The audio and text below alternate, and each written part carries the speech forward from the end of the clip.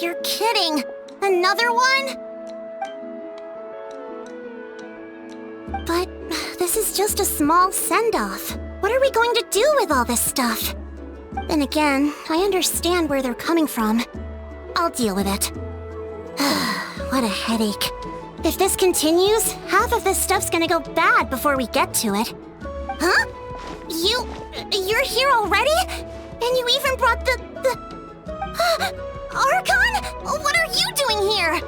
We invited her. She agreed to come as a surprise guest.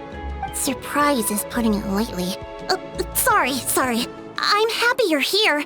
It's just... No apology necessary. What's going on? Well, I started spreading the word about the send-off, just around the area like usual. A lot of people are still busy repairing their homes, so I didn't think many people would come. But the turnout has been overwhelming. Not to mention, we've received a small mountain of deliveries. There's no way we can use all this stuff. That's our Star Outlander's popularity for you. You're saying everyone's here because of us? Yep. The news about your impending mission with the Pyro Archon has spread all over Nutland. Plus, you were amazing in the recent battle. A lot of people are here just to thank you, or wish you good luck. Basically, this whole thing is happening because so many people wanted to see you. Yeah, Malika and the Traveler are in this together. They both deserve a celebration. Well, this is the perfect excuse to throw an even bigger party. All this extra stuff was gonna go to waste anyway. No need to go to all that trouble on my account. That's not why I'm here. Besides, with so much of our nation in ruins, resources are still scarce. This extra spending for my sake is the last thing we need. That's true.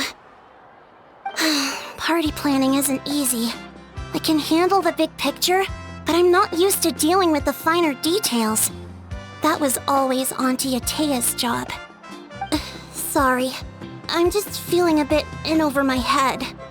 Oh, speaking of Atea, how is she? Is she feeling any better?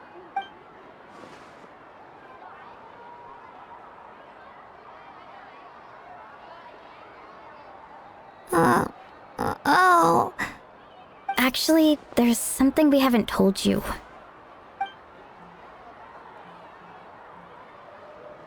Auntie Atea passed away not long after the attack on our tribe. What? When you brought me her talisman, I knew her end was near. Luckily, I got the chance to see her one last time. She was a hero to the very end. Even though her body was at its breaking point, she showed no pain or sorrow. In her final moments, her thoughts were entirely with her tribe and her people. Gatherings like this remind me of her and the parties she loved to organize. So I decided to attend in her memory. We didn't mean to hide anything from you. It's just, there was never a good time to bring it up. Cheer up, everyone. Auntie Atea wouldn't want us to remember her with tears. Parties like this were her specialty. But now, it's up to us to carry on her legacy. So we can't let her down. Believe me, she has high standards. Yeah, that sounds about right. So, come on, let's get to work, everyone. Oh, Chief Amina and our guests of honor excluded. Kachina can each time to go. Wait, you don't have to drag me.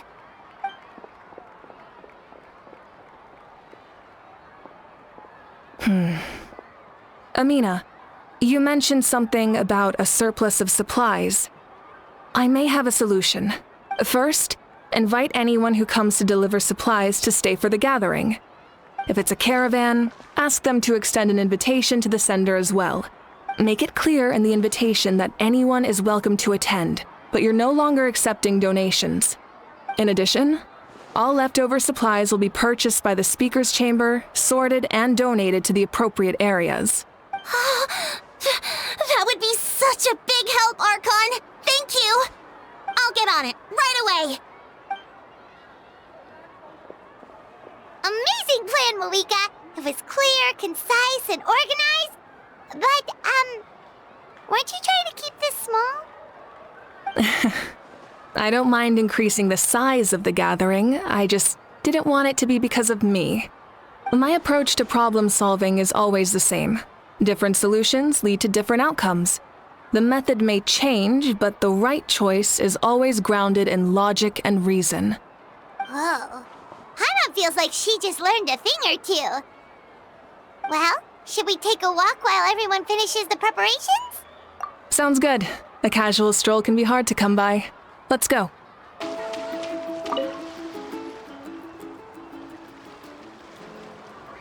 Chaska? Hello, Archon. I'm, fishing. Oh, doesn't look like the fish are biting today. Yeah.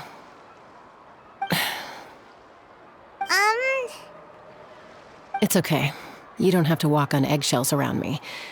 I know you can tell I'm not really trying to fish, but gazing at the water puts me at ease. I went to visit your parents, Chaska. Of course, I could only offer a few simple condolences. You helped a lot, actually. My mom has been doing better since your visit. I've always been grateful to my parents for taking me in, but now I have an even deeper sense of responsibility. I'll never be able to replace Koichi, but I will do everything in my power to pull them out of their loneliness and despair. That's exactly what your mother is worried about. She doesn't want you to push yourself to make up for their loss. After all, it's your loss too. Grief is not something that can be measured against others. You don't need to make amends, Chaska. Your loss is a tragedy, not a debt. In any case, they've always loved both of you. There's no need for you to become Koichi when they love you just for yourself. Yeah, don't put too much pressure on yourself. Thank you, everyone. Sounds like I owe my parents a conversation.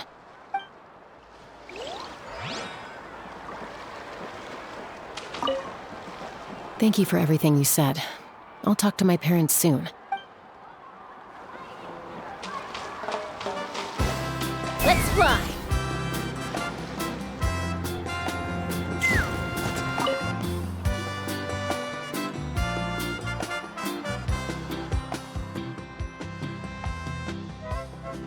Nothing. We're just taking a look around.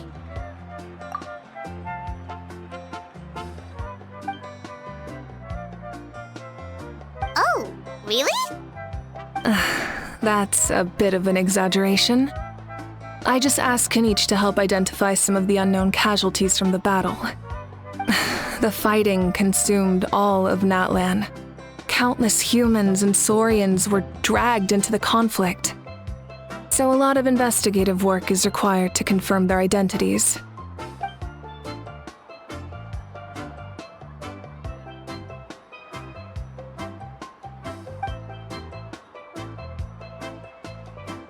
Because Natlan's heroes deserve to be remembered, right? Exactly. That is how we, as the living, respect our heroes and the values of their lives. So let me know if you need extra help, Kenichi.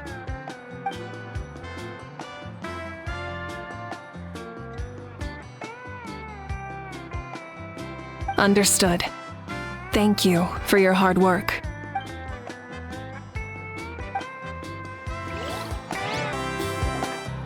Oh, Mother Granny, Archon. I swear, I've been on my best behavior recently.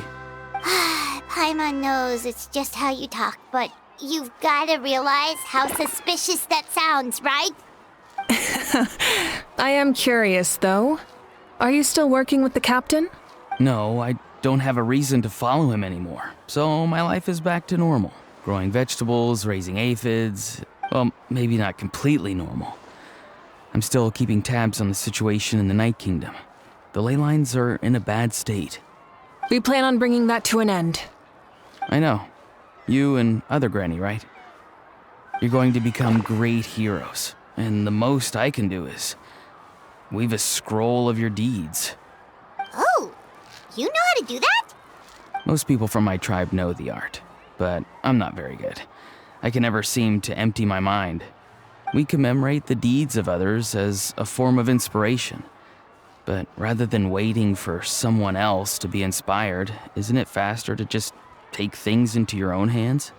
There are always things we can't do on our own. I wouldn't phrase it quite like that, but Paimon's not wrong. Time will give you an answer. I know how you feel, Auroron. It took me a long time to find my place in the world. I'm more mature now, but that passion, that drive to prove myself, I miss it sometimes. Maybe you'll change in the future, but you can still be proud of who you are now. You're saying I need to live in the present? Thank you, Archon. That's what I've always tried to do. Hey, looks like the food is almost ready. Let's head over. Paimon can't wait to feast. Oh, but if there are still people you want to see, that's okay. We can head over later, too.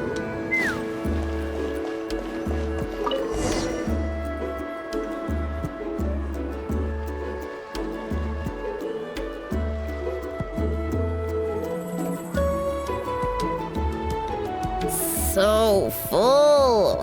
I'm practically a blubber beast. Well, what's that? A creature from Fontaine with a super round belly. You've never seen a picture of one? Oh, it sounds so cute. Paimon can vouch for their cuteness. You can pat their belly and they'll even join in.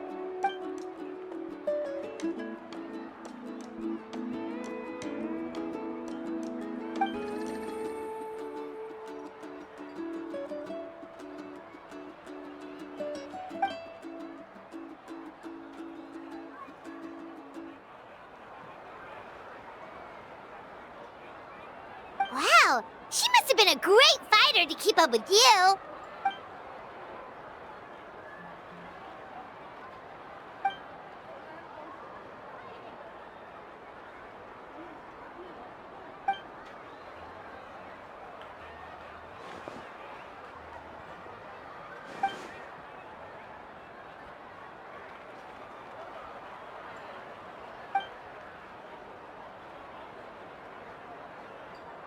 Wait, now that you mention it, I've had dreams of Auntie Atea. She was her typical self, brave and stern, always with that indescribable warmth. I've never had a dream that felt so real. Just like you said, it felt like I actually got to see her again. So it wasn't just me. Wait, you've had dreams too? Oh, don't tell Paimon you dreamt of your aphids or something. It wasn't just them. Some of the Gramps and Grannies who looked after me were there too. Growing up, I could always hear a degree of guilt in the way they spoke to me. It's why they never asked anything of me. Why they gave me so much freedom. I never wanted things to be that way. But even in my own dreams, nothing changed. They sounded exactly the same, just like real life. The same thing happened to me. I dreamt of Ayo's grandparents. Ayo? Oh, right, your Saurian companion. Ayo's grandparents fell to the abyss during the battle, so it's been really hard for him. He's barely been eating. I set up a tent near his home so I could be there for him. And I had a dream that his grandparents came back. I was so happy. In the dream, Ayo seemed like his normal self again. But it was only for a moment, and then I woke up. In real life, Ayo is still struggling. He barely sleeps or eats. But it's all right.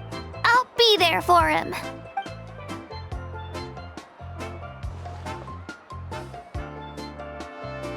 Traveler? Chaska? Did you two... Oh, sorry, never mind. When did this become story hour?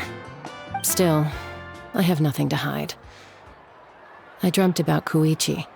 She told me I felt like a completely different person. She said I'm going down the right path, so she doesn't need to pick fights with me anymore. Maybe your dreams felt real, but the Koichi I saw was nothing like her real self. She would never say anything like that to me. It was a dream. Nothing more. It's fine. I'm the one being a buzzkill. Well, what about you, Traveler? Did you have a special dream?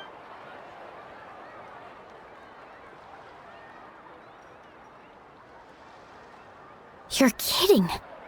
The captain? No, of course not! Maybe the traveler's dream is a different kind of phenomenon. I may know the cause of the dreams. At the end of the battle, I launched a special kind of night war by using the power of the Divine Throne. Its great power allowed the Ode of Resurrection to bring back all casualties, independent of the time of victory or the possession of an ancient name. In addition, the power of the Divine Throne revitalized the souls and memories within the Night Kingdom, allowing them to take the form of their past selves. Even after the battle, that effect still lingers. That's why those you lost were able to reappear in your dreams. But I agree with Auroron. The Traveler's dream is likely a different matter.